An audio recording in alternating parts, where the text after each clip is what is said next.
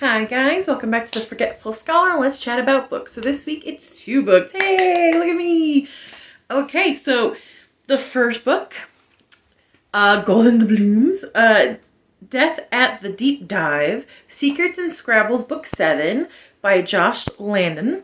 So this book is a continuation of Ellery, who used to live in New York and moved to Pirate Cove on Buck Island, which is a tiny little town that has a lot of pirate history. He gets an inheritance from his great aunt, cue the dog, scratching at the carpet, and her mystery bookstore. Now before this, he never even read a mystery novel, you know what I mean?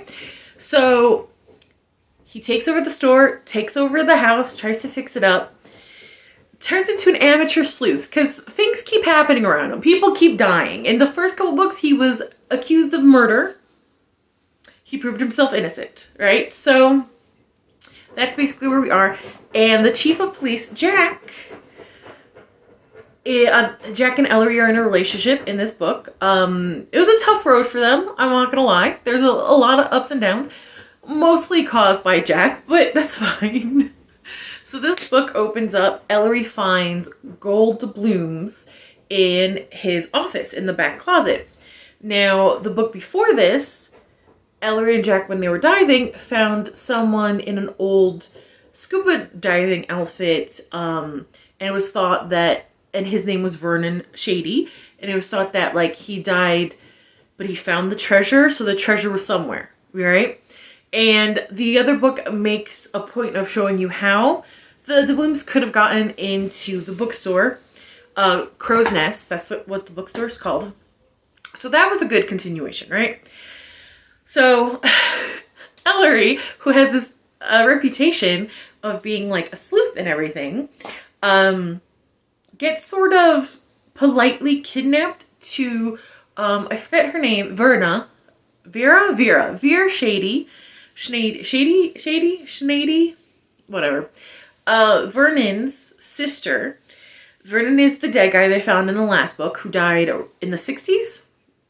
He was thought to be a deserter, but it turned out, no, he wasn't a deserter. So things happen. No, they didn't find Vernon's body in the last book. There was someone's body, but it wasn't Vernon's. But anyway, last book kind of uncovered how Vernon disappeared, and it's a big mystery that's still a mystery, right? There we go. That's what it is. So Vera wants Ellery to find out what happened. She doesn't want to call the cops. She said because the cops blew it the first time she declared him missing. And Jack, who wasn't with the police then, obviously, Jack agrees. And I do like Jack a lot. And I like how pissed off Jack was about how incompetent the last investigation from 50 years, no, more than 50 years ago, from the 60s went. So he sort of like kind of helps Ellery in this, into the fact that, like, well, it's public record, so here you go. He doesn't break any rules because Jack is an actual law-abiding cop. You know what I mean? Which is wonderful. Obviously, you could tell that's fantasy, but it's wonderful to read, right? Oh yes, I completely forgot. This is a gay romance, cozy mystery book.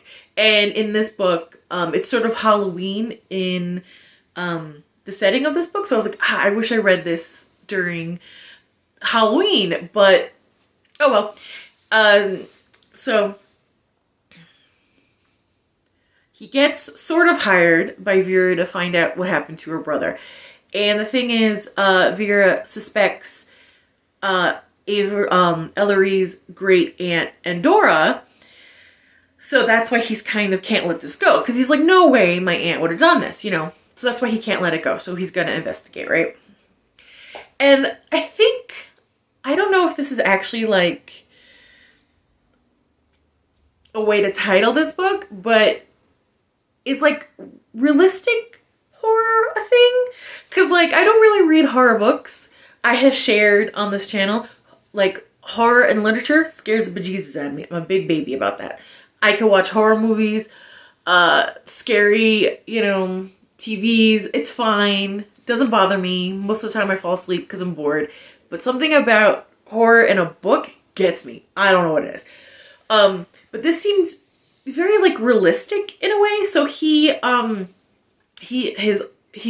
inherited an old house from his aunt as well, and he's been renovating it. And then as the renovations go on, there's this one tiny personal library sitting room that the light keeps turning on. He unplugged the lamp. The light keeps turning on. Every time he goes into the room, it's cold and it smells like roses. And his dog, Watson, who is so cute, I love Watson so much, is terrified of that room. And then Watson is like a tiny little cocker mix. And he ain't afraid of nobody. He barks at everybody. Like, you know, so that kind of put Ellery on edge. And me too, Ellery. Me too on reading it. So that's why kind of meant like it's like realistic spooky. You know, there's no like demons popping out or he doesn't see any ghosts, you know. And at the end of the book, when things are resolved, it doesn't happen again. You know what I mean? It sort of disappears, almost as if he, you know, helped his aunt finish some unfinished business, you know what I mean? Without him really realizing it. So I was like, oh, this is sort of like almost very realistic horror, and I'm not sure if that's a thing. So, he gets threatened by Vera's very intense ex-con great nephew. He doesn't want him looking into it.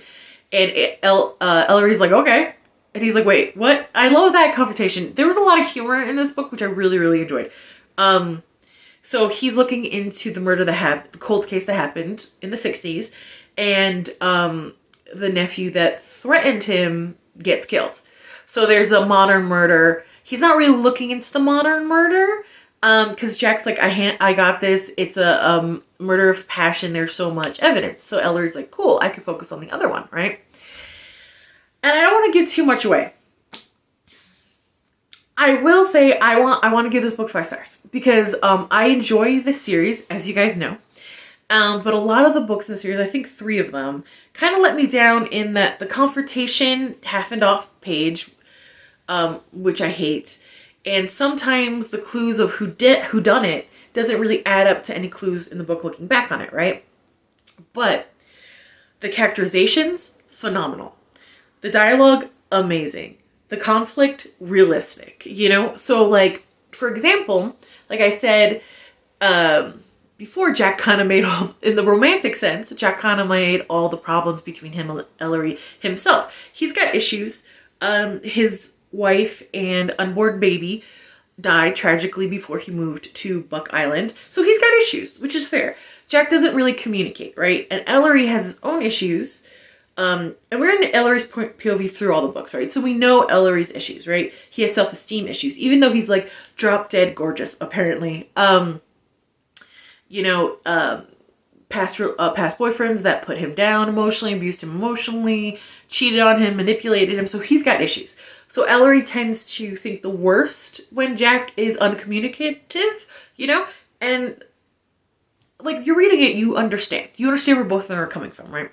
So in this book, they have a bit of an argument, kind of. I was worried it was going to be the rehashing of the same issues over and over again, but it wasn't. So before Ellery moved to the island, he was an actor, but he kind of fell into it. Because again, gorgeous. His stepdad, who he has a wonderful relationship with, which I really enjoy reading that, you know what I mean? I feel like that's not all that common in literature, so I really like that. Is a famous director, and his mom is a famous actress. So it seemed more like he fell into it, and he was a star of a like cult classic, Alive Nightmare or something like that, which kind of makes me think of like the Living Dead movies with Ash, you know? But he didn't like it, you know, he's a horrible liar, he's a horrible actor, whatever. So in this book, he gets an opportunity to do 3 more of those movies as the dad of, you know, as the dad. Sort of like a recurring thing, probably just for fans, a little Easter egg fun, right? He's not sure if he's going to take it because he loves his life. He loves the people he knows here. He's built a really great life in this town. And also him and Jack are kind of like, he doesn't know where they're going, right? And he really adores Jack, and he doesn't want to ruin things. I understand. Also, you know, his mystery store's not doing so well in the off season, and he's like, money from those movies could help have a nice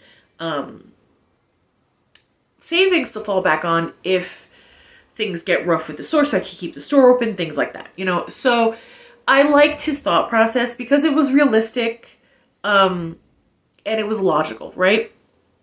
So he brings it up to Jack, and Jack doesn't communicate, and they get into a scuffle, like you know, and Ellery walks away half in tears. And I was like, oh, fuck, not again. Not Jack not being able to communicate again. Come on.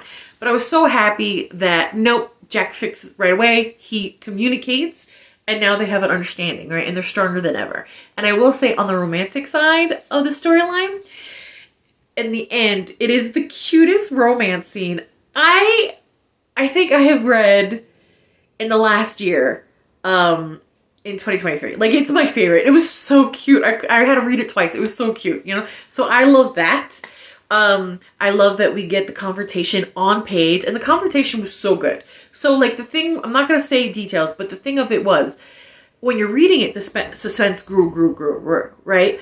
And it wasn't until I really, like, you know, thought back to it that I was realized that there was a part of it that was pretty funny. So there's a part of it that's pretty funny, but it doesn't take away from the suspense that is happening, right? So I really thought that was fantastic. And when you find out who the killer is, the clues leading up to it all match up. So I'm like, okay, that's fantastic. That's what I wanted from these books. It's the only thing holding me back. Super happy. So this book 7, oddly enough, book 7, 5 stars for me. It was just so good. It's exactly what I wanted. Great confrontation, great clues peppering throughout the story. Always, this author has an amazing job of dialogue. Feels realistic, feels organic, realistic humor, you know? It wasn't slapstick, it wasn't silly, but there's just points in there that you're like, especially if you're a dog owner, like, you would get it, you know?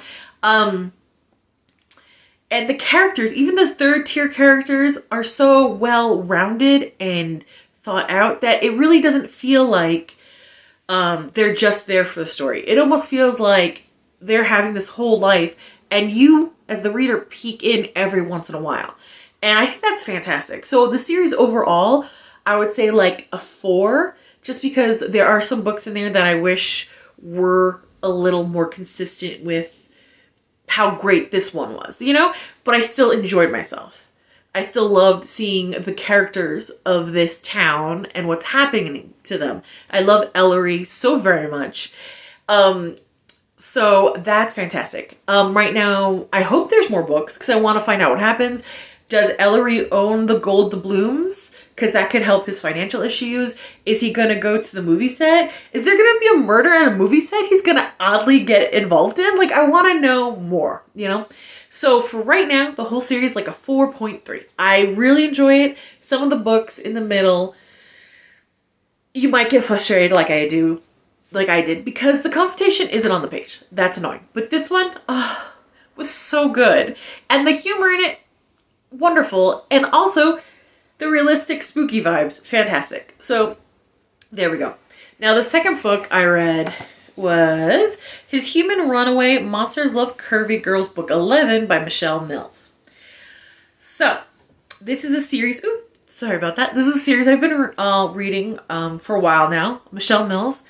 I really enjoy Michele Mills because they write fast books. This is 152 pages. They write fast books, but their world building, it doesn't take like 1,000 pages. You know what I mean? It's quick, it's snappy, it's fun. The books tend to be quick, snappy, and fun, you know? This is a straight alien human romance. And aliens, I'll put a picture, kind of look like red devils. It always makes me think of that really old movie with Tom Cruise. I think it was called Legend or something. Anyway, I'll put it up here. And the thing I always find funny about these books, and you can tell the author likes writing them, like they're having a good time, right? Is they're always terrified. The human women are always terrified of the monster. Like, not monsters, but the aliens. And then they're like, a page later, they're like, I want to get me some of that red D. You know what I mean? So it's so ridiculous. But this one, I have to say, was probably 2 stars for me. Now, I think it's 2 stars because there's a lot going on. There's a lot going on for how short the book is. So, it has to do with Micah, who is the human, and Thorn, who is the alien, a hurricane. So, short version is Micah has to deal with, again, I don't want to give too much away, but Micah has to deal with false imprisonment, human trafficking, threats of SA, emotional abuse, and uncovering and stopping a royal conspiracy to kill the queen of Tavros, which is the Holokin home planet. So there's a lot. There's a lot for 152 pages. That's a lot. That's a lot. And I'm like, okay, Michele Mills does a really good job with like plots like this. Let's see. Okay, some of her books are crazy, but if you've been on this channel a lot, you know which one I'm talking about. Yeah. The one with the 6 month, the guy hiding 6 months in the same house as the girl. She had no idea. Yep. Still haven't let that go. I read that book like 2 years ago. I'm still like, what the fuck was that? Anyway, so, Micah on New Earth, which New Earth is a pretty rough planet. So how, in this universe, how they explain that a different species, kidnapped ancient humans, and used them as slaves. Eventually, the humans revolted and won their freedom, and they settled on New Earth. So New Earth is pretty... We get bits and pieces of it from different books. Basically, there's 1 or 2 cities that are doing really well on Earth, but most of it is poverty, slums.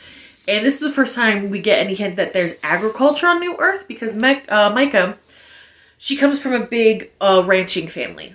And what I really liked about this book is that she's a huge family. Big brothers, big sisters, little sisters, has a great relationship with her parents. It's not, because the other books, it tended to be like, the lead female didn't have anyone else in the world, right? This one, not so much, right? She's the only one that wanted something else, so she gets a business degree, and she gets what she thinks is this job on Tavros for basically being, for her degree. She goes there. It turns out it's for a branch of the Holokin mafia. They kidnap her. They imprison her. They all want to share her as a pleasure mate against her will. I will say that nothing happens to her, which is good, Yeah, there's going to be spoilers in this. I can't really explain this book without it. So if you don't want it, I'll see you next time. If you don't want to know spoilers about this book, I'll see you next time. So, but what she does, and I really liked her because in the short time we're there, we realize Micah is level-headed, resourceful, brave as all freaking hell, and a very strong person, right? Because she's in this horrible situation. She can't get off the planet. She's stuck. She's actually tried peacekeepers, which were cops in this world, to help her, but they were on the take. So she figures a way to protect herself while she's trapped in the mafia's house, which is fantastic.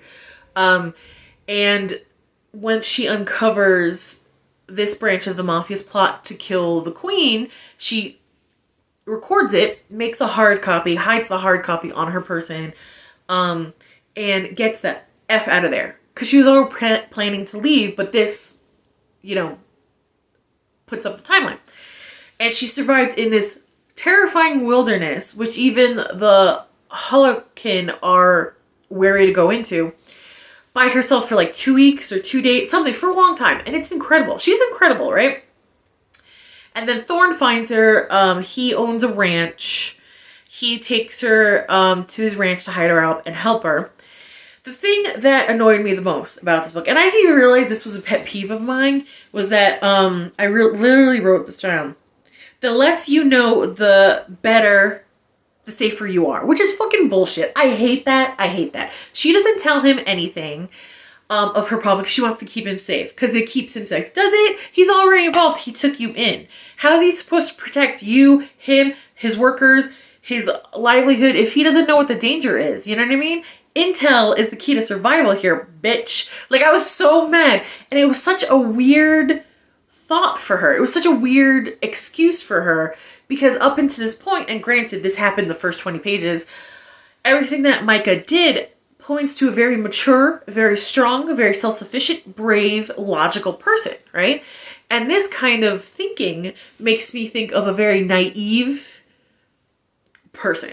It makes me think of a very young, doesn't have a lot of life experience person. Like, I expect this in a teenager or a young adult. I expect this in like a YA book. I expect this for someone who is under the age of 22, you know, or 25, whatever. I do not expect this in a nearly 30-year-old woman who just saved her own ass from like the fucking demon mob. You know what I mean? Like, so that... So that's why it's a 2 for me. Because I was like, no. It's like a completely different person. You know? And then, of course, she's not sexually attracted to him because she's been through a lot of trauma, right? So I like that was... Excuse me. She didn't immediately go to, like, I want to have sex with this guy. She's got a lot of shit to go through. So that was nice. She settles in the ranch. She's safe. Ish, because the mob are literally neighbors, even though this is a huge ranch and there's a forest between them. But she's not very far away. Like, I'm just like, she's such a stupid decision, right? But the thing is, like, if she didn't tell him what's going on because she didn't trust him, that would be different. I would understand her having major trust issues with what happened and not be able to trust him. But that wasn't the case. She didn't trust him in like 2 pages and then she trusted him again. You know, like, she didn't trust him when we first met him. After 2 pages, she was fine with him. I was like, okay, that's super fucking weird, but whatever. But the trust issues weren't the reason she didn't tell him. The reason she didn't tell him is because, oh, you'll be safe for not knowing. I hate that. No, you fucking moron. No. See how angry I'm getting? No. That doesn't make sense. That just leaves him and everybody involved open to be fucking killed. Like, it's so stupid. It's so stupid. And then the moment he didn't find out until after, like, he got his best friend, who is the sheriff, a war hero, and not on the take, to hear her story. He still doesn't know it. She trusts him to tell the sheriff, and I was like, like, it was so annoying. Like, if the reasons were trust issues, it would make more sense to me, right? So she tells the sheriff. The sheriff starts the ball rolling, not only to protect the queen, because the clock is ticking on that, but to investigate the peacekeepers that were on the take and keep her safe. And her thing is she wants to stay there because she feels safe there. Fair enough.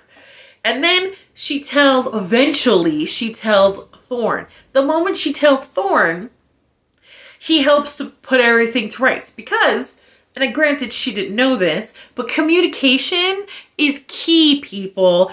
And don't like try to keep important intel to protect someone. That's bullshit. That doesn't work that way. Anyway, get some mine.